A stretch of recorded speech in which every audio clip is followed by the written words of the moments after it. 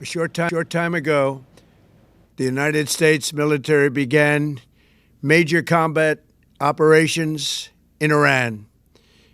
Our objective is to defend the American people by eliminating imminent threats from the Iranian regime, a vicious group of very hard, terrible people.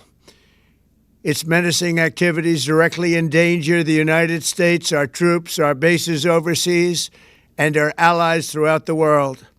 For 47 years, the Iranian regime has chanted death to America and waged an unending campaign of bloodshed and mass murder, targeting the United States, our troops, and the innocent people in many, many countries. Among the regime's very first acts was to back a violent takeover of the U.S. Embassy in Tehran, holding dozens of American hostages for 444 days. In 1983, Iran's proxies carried out the Marine barracks bombing in Beirut that killed 241 American military personnel. In 2000, they knew and were probably involved with the attack on the USS Cole. Many died. Iranian forces killed and maimed hundreds of American service members in Iraq. The regime's proxies have continued to launch countless attacks against American forces stationed in the Middle East in recent years, as well as U.S. naval and commercial vessels in international shipping lanes. It's been mass terror, and we're not going to put up with it any longer.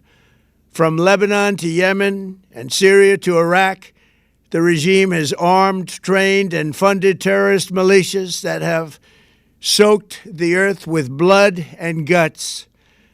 And it was Iran's proxy, Hamas, that launched the monstrous October 7th attacks on Israel, slaughtering more than 1,000 innocent people, including 46 Americans, while taking 12 of our citizens hostage. It was brutal, something like the world has never seen before.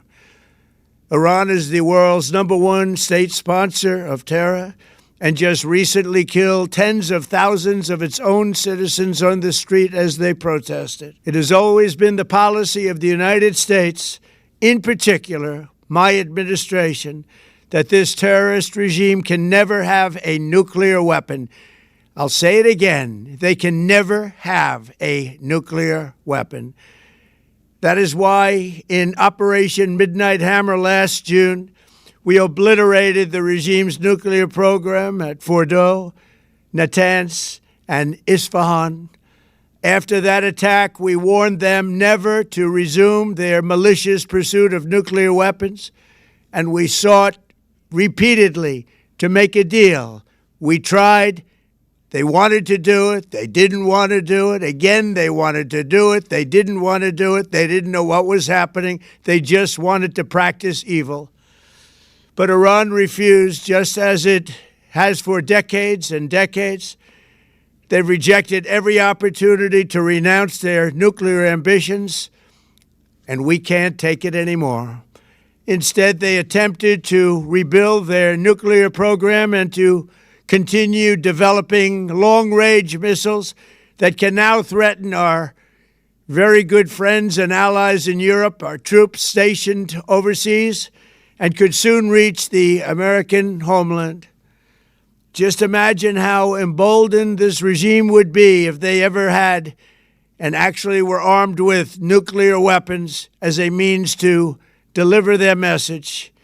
For these reasons, the United States military is undertaking a massive and ongoing operation to prevent this very wicked, radical dictatorship from threatening America and our core national security interests. We are going to destroy their missiles and raise their missile industry to the ground. It will be totally, again, obliterated. We're going to annihilate their Navy. We're going to ensure that the region's terrorist proxies can no longer destabilize the region or the world and attack our forces and no longer use their IEDs or roadside bombs, as they are sometimes called, to so gravely wound and kill thousands and thousands of people, including many Americans.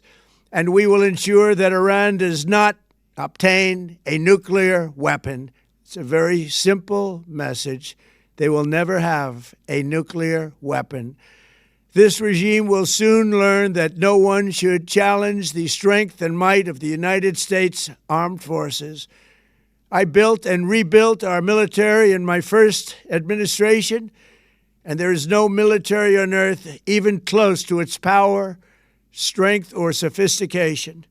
My administration has taken every possible step to minimize the risk to U.S. personnel in the region. Even so, and I do not make this statement lightly, the Iranian regime seeks to kill. The lives of courageous American heroes may be lost, and we may have casualties. That often happens in war. But we're doing this not for now. We're doing this for the future, and it is a noble mission. We pray for every service member as they selflessly risk their lives to ensure that Americans and our children will never be threatened by a nuclear-armed Iran.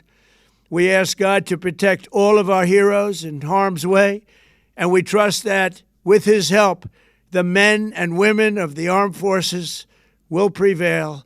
We have the greatest in the world, and they will prevail. To the members of the Islamic Revolutionary Guard, the armed forces, and all of the police, I say tonight that you must lay down your weapons and have complete immunity, or, in the alternative, face certain death.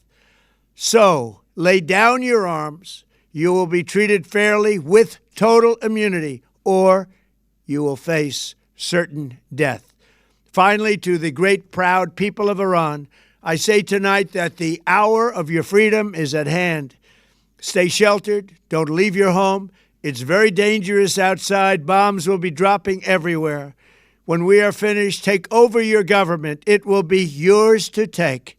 This will be probably your only chance for generations.